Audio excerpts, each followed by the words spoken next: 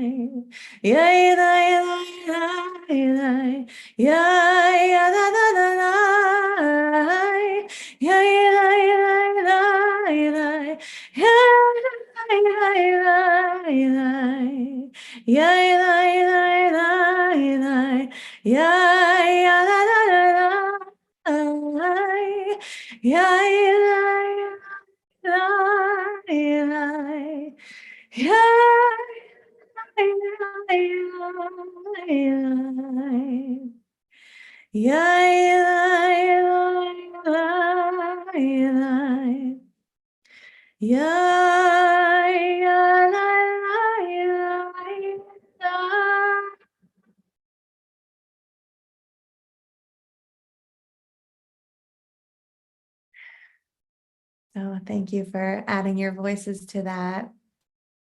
I hope you feel some shift happen within you from before the singing to after. I want to offer some brief intentions before we move into a period of quiet. This week, we are completing a book of the Torah, the book of Numbers, and we traditionally say at the end of completing a book, we traditionally say chazak, chazak, benit chazek, be strong, and we will strengthen one another.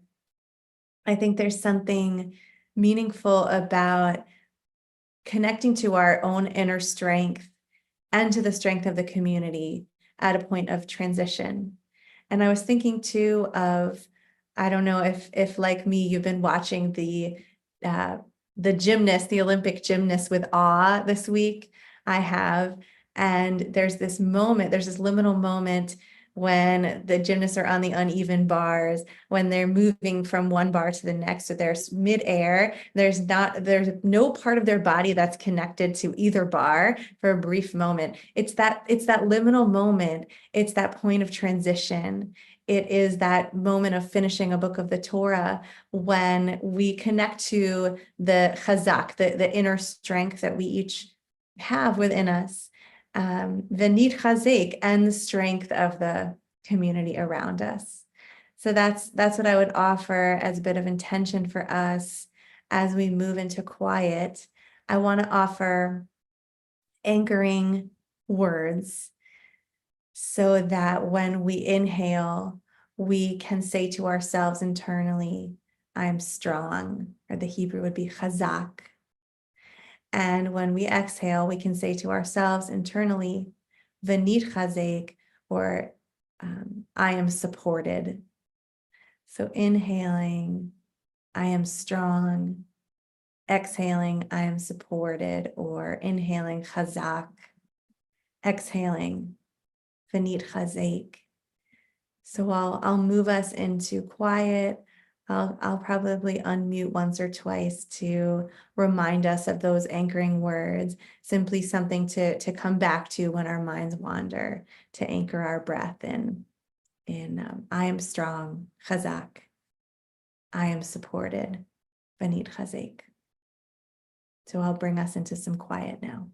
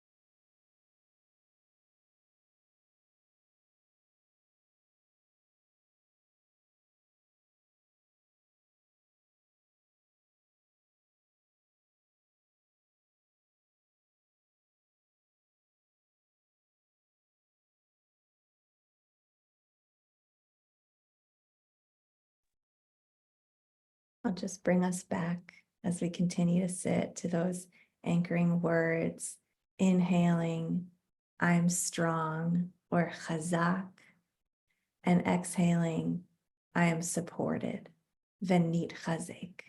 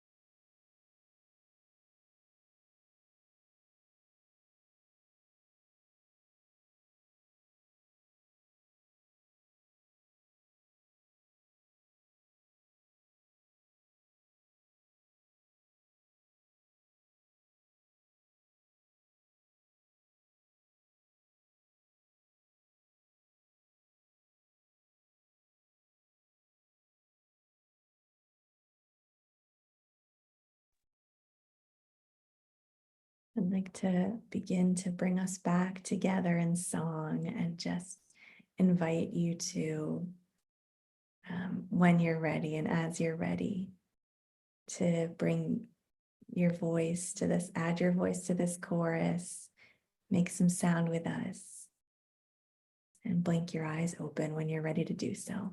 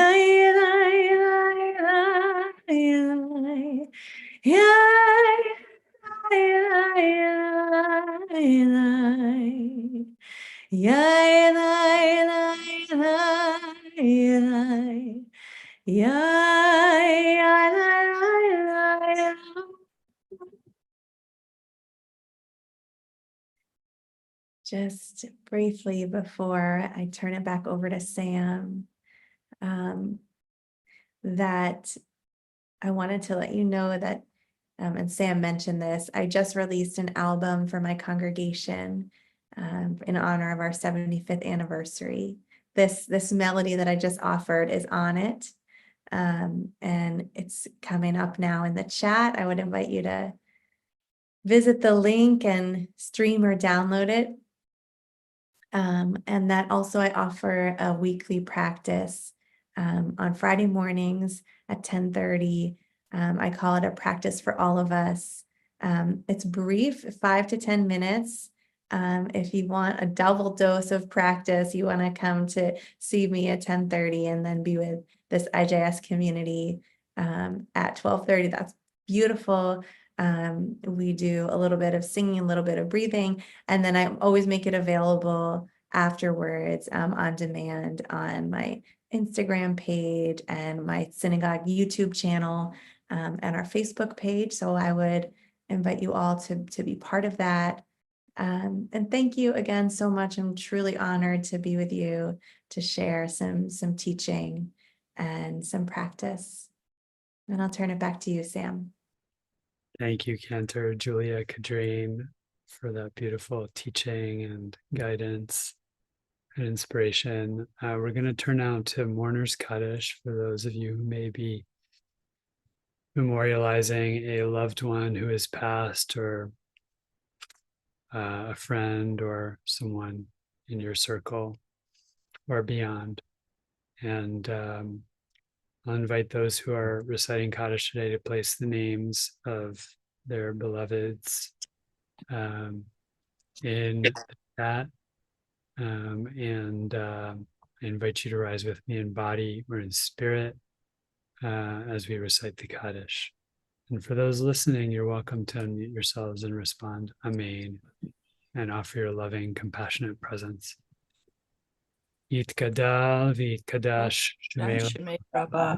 Amen. Alma Ivrach Urte Viamrich Machute V'chei Yachlu V'yomechon V'chei Jacob Israel Ba'agava Man Karib V'imru Amen. Amen. Amen. Hishmei Rabba Mevora Ramavara Elam Elam Maya Ba'al Maya Barak V'Shabbat V'Arvi Amdi Nasei Darvin, Lavit, Laush, Medi Kushak, Risha, Richu Elamim, Leila Kavakata, Mekoveka Shirata, Tushakata, V'Shivata Vinakamata, Kata Miranda, Mavim, Amen. Amen.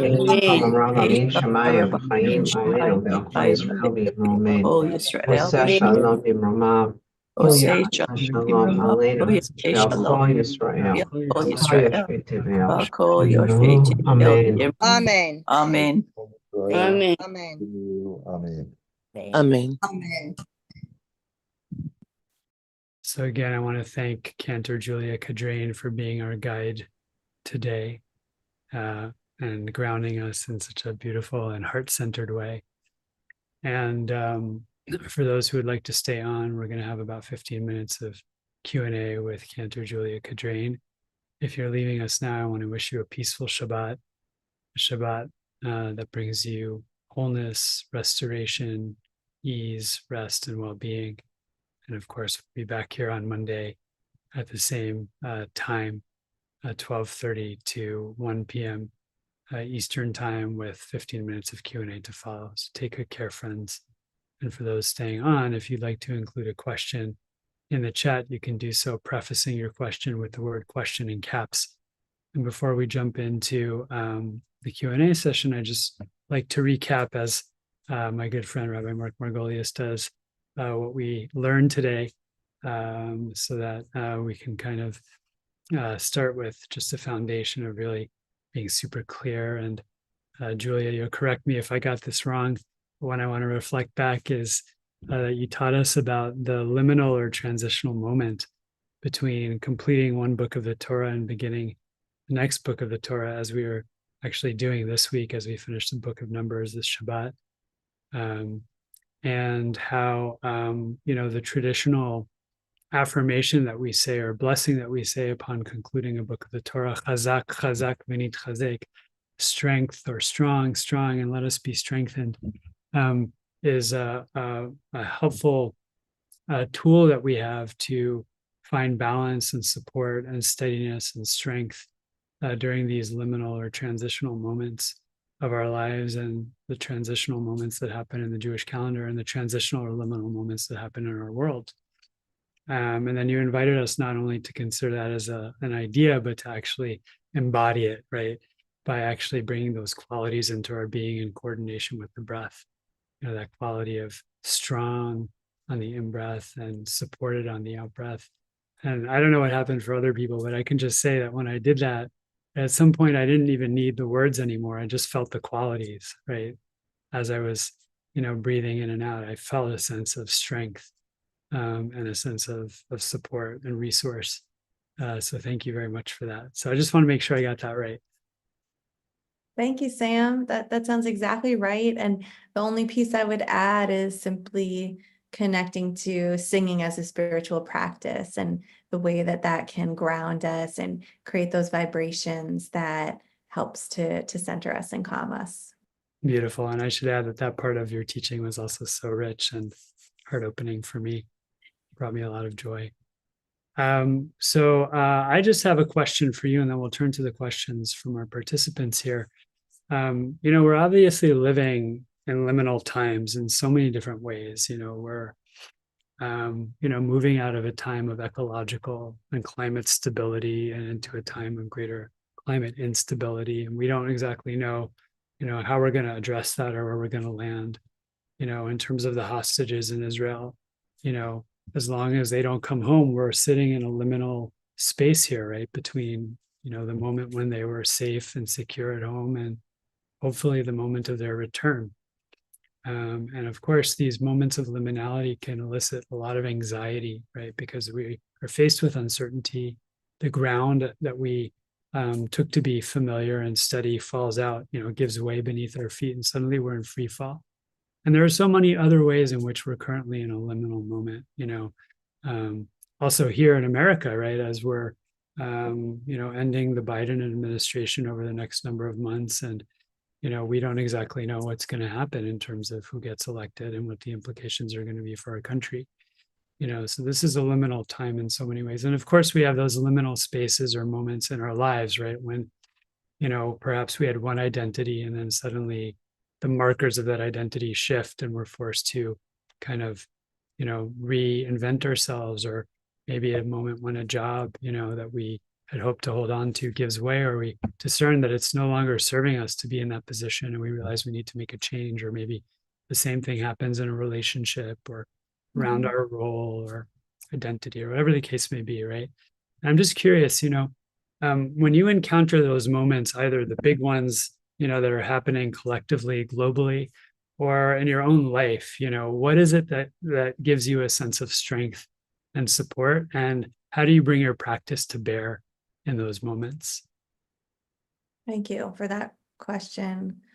I think that one of the things that I love about spiritual practice and that I found so life-changing is that we can turn to them unconditionally. That it's not, we don't come to our practice like only when we're feeling good, or only when we're feeling calm, or only when we have the perfect time, because so rarely, almost never is that the case. That I might say, I have, spacious time today, and I'm in the perfect peaceful state of mind to come to my practice. It's much more, often realistically that I don't really have that much time, and I'm, you name it, tired, stressed, pulled in many directions, both as you mentioned, Sam, like kind of on the personal level and the communal collective level too. So I think that our practice just asks us to show up like however we are. And that's partly why I feel, I'm excited to offer personally a practice that is, 5 or 10 minutes, because it's always better to sit for 30 or 40 or an hour. Like, of course, if we can do that, like that's amazing. Sometimes like we don't have that kind of time. So I like to just say, take the time that you have. Like, even if it's like setting a timer for 2 minutes and just breathing for 2 minutes, like that we shouldn't be dependent on like a huge amount of time or a perfect time.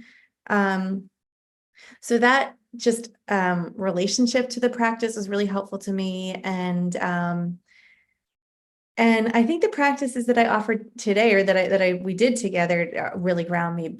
Singing always helps me to feel grounded, connected to the broader whole, and centered, and the quiet, contemplative practice as well. And then for me personally, like any way that I can move my body always helps. So whether that's like yoga or taking a walk, or again, like sometimes it's like a little bite-sized. I mean, I'll like stand on my head in my office for like 30 seconds sometimes. But if you're not someone who stands on your head, like what could you do? Like, could you just like stand up with like arms extended for a minute or something, just to connect to, the fact that we're not just a brain, but there's a body connected there. So those are the ways that I find grounding in these times. Thanks so much for sharing that and for offering that sage advice as well. I remember my friend Rabbi James Jacobson Maisels once taught on a retreat where I was co-teaching with him that,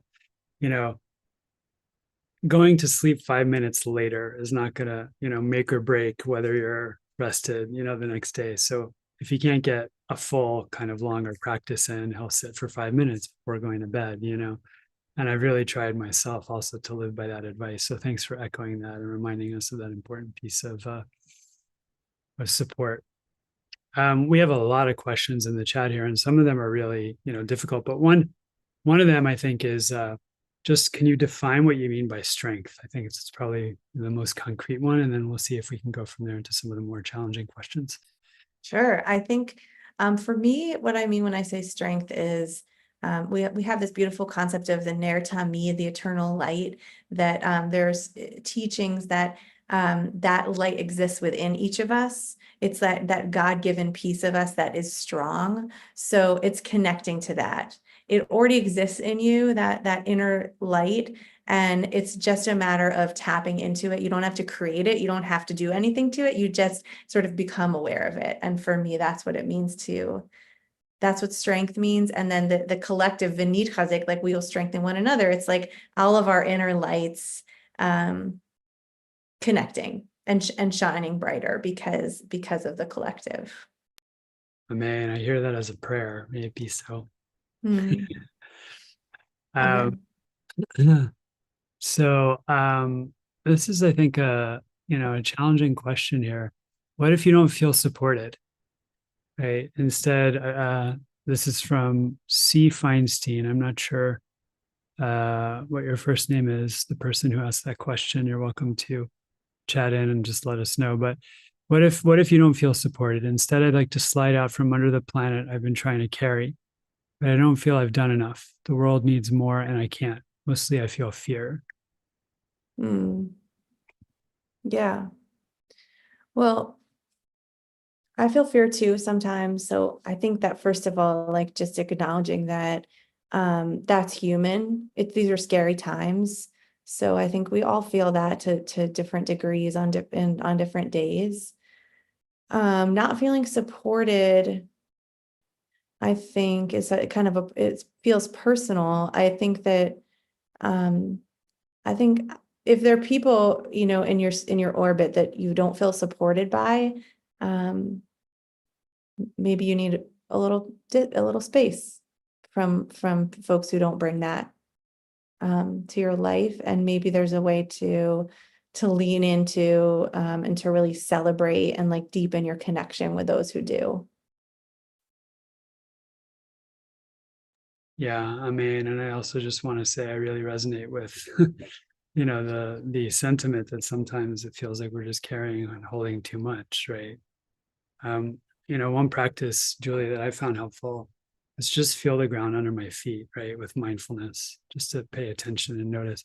And actually, on a recent retreat that I attended, a teacher in the Tibetan tradition told me that her Lama told her like to actually remind herself that there are literally trillions and trillions and trillions of tons of earth beneath her feet supporting her weight, right? So I found that when I do that practice and I remind myself of that, like I immediately feel a sense of like stability and support. That works for me. It may not work for others here, right? But it's a heavy time and we're all carrying a lot. So by whatever means possible, if we can find ways to find support intrapersonally within ourselves and then interpersonally in community with people who are like-minded and see, kind of see eye to eye with us on a heart level. I love that. I think we have time for maybe one or two more. Let me just take a quick look here. There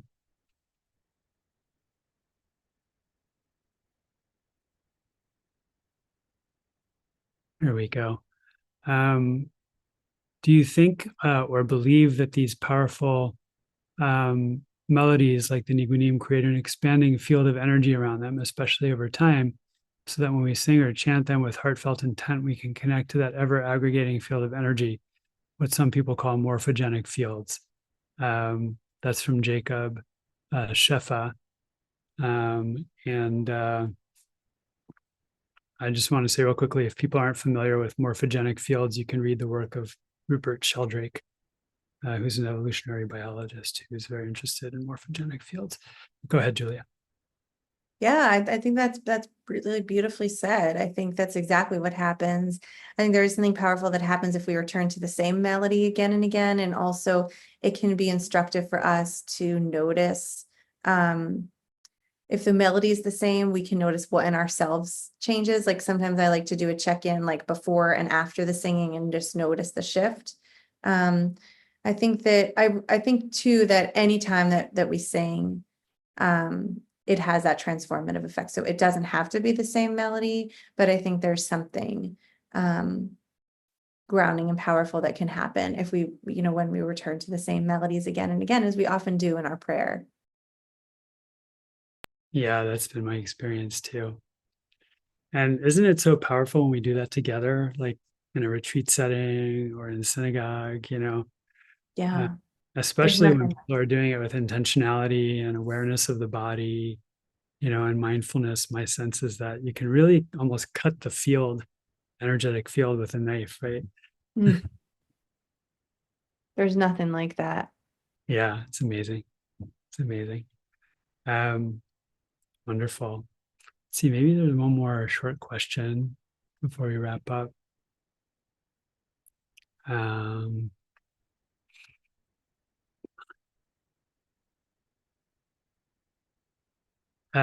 This is from Lester Shane. Is there a difference between the one thought on the in-breath and the other on the exhale versus inhaling the thought and letting it fill the pause and then exhaling the breath in silence and then the next? Yeah, it's interesting. I mean, in my yoga background, sometimes we do play with breath in that way. Often if I'm leading a breathing meditation, I'll do just what you described, and I'll like say the word and then inhale and then say the next and then exhale. So I think it's about finding something that works for you. It's really what's important is those words are just a way to ground us because inevitably our minds wander. So if we have an anchor or a tool to help bring us back when our minds do wander, that can be so helpful. So it could be as simple as I'm inhaling, I'm exhaling, but I offer these words kind of connected with the teaching. I think play around with it, what feels most supportive and helpful to the practice. Love that invitation. right? We can play attention. So friends, I'll send you off with that playful note, and hope your Shabbat gives you opportunity for play and fun and exploration and practice. And thank you, Cantor Julia Cadrain, for being such a sage, heart-centered, and invitational guide today. And we'll hope to see you back on the IJS Daily Sit soon. Thank you so much. Thanks for having me. Thanks, everybody.